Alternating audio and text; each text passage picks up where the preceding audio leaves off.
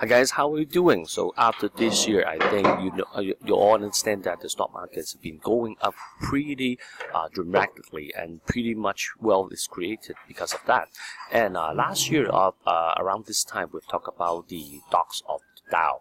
So what is that? So around today we'll talk about this, and also how can you screen the stocks before the articles and the magazines tell you so. So before the year end, we can more or less prepare for the stocks of Dow. If it doesn't work, we won't talk about it. But because it works, it's working, so we talk about it. And then there's more theories behind in the market that some of them are not working, some of them are working. So this is one of them that is definitely you can take a reference on. So today, first of all, if you're new to my channel, please subscribe to the channel and also like my Facebook page. So today I'm at the airport going to Sydney. It's early in the morning, Friday. I'm going to talk about this in the airport, so people are swearing behind me. I don't understand why. Hopefully you can listen to that.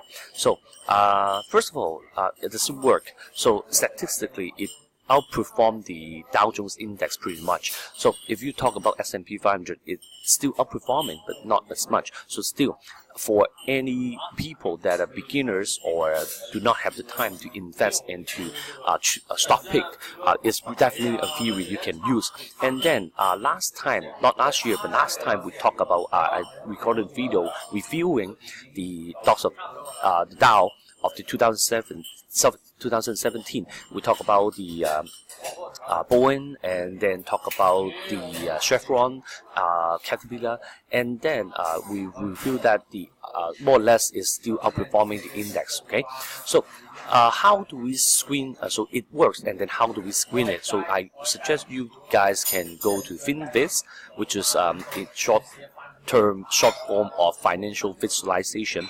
I do not think the user experience, the UI is amazing, simple. I think it's complicated, but it has what it has got, and it's almost the only choice you can screen your stocks freely for free, and have the functions within the screener. So how do we use that? So first of all, you can choose the index because it's Dow Jones, right? So I can't say S&P 500 doesn't work, but the theory behind is using Dow Jones. We'll talk about the theories and how we can improvise and revise improve the model for optimize the model for a little bit in other videos if you want so. And this is the first step, and the second step is going to be fundamental. So it's going to be descriptive, and it's dividend yield just below that. So this is you can say over 4%, let's say.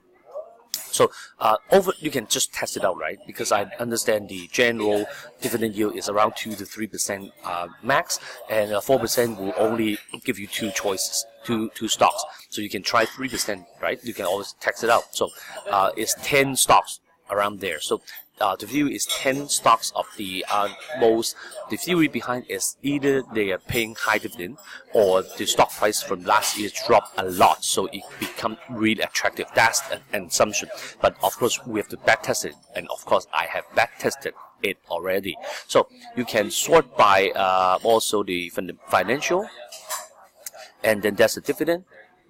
Okay, again, financial and the dividend, you can sort by the least to the highest, and highest or highest to the least. So GE, which really true, this year is underperforming the index a lot. So people have been investing in it for some reason, is doing really bad.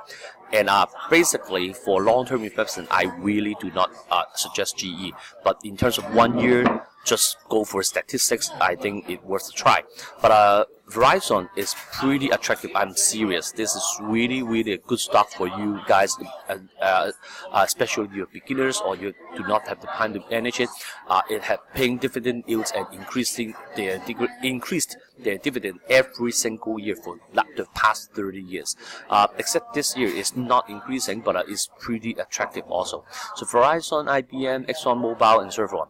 So between ExxonMobil and so on, I suggest you guys to look at the crude oil prices, and then you can the better choice should be Chevron, because we've been holding this stock for 2 years, for the past 2 years, and the reason we chose this stock 2 years ago is also because the stocks of Dow, and then also the oil price was around only $35.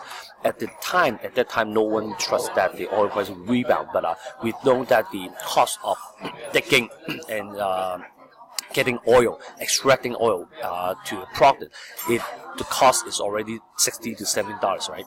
If you stay there for a long time, either people are not using oil, or the country is going to bankrupt, which will decrease the supply, and eventually the price will go up, right? So that's basically the lesson we've learned 2 years ago. So Coca-Cola and is still good. I think that's why the stocks of the Dow is pretty safe, right? Because they've been there for 100 years, 50 years. And then whatever, if the assumption is because of the price going down, the assumption is the next year it will rebound. So basically it works most of the time. It's not 100%, it's more than 70%. So it basically worth the try. And then this is the screener I will share with you guys. You can also do it by yourself. Not just wait for the reports, the TV to talk about the Dow Jones up to the end of this year, or maybe you will know that only in late January or even February.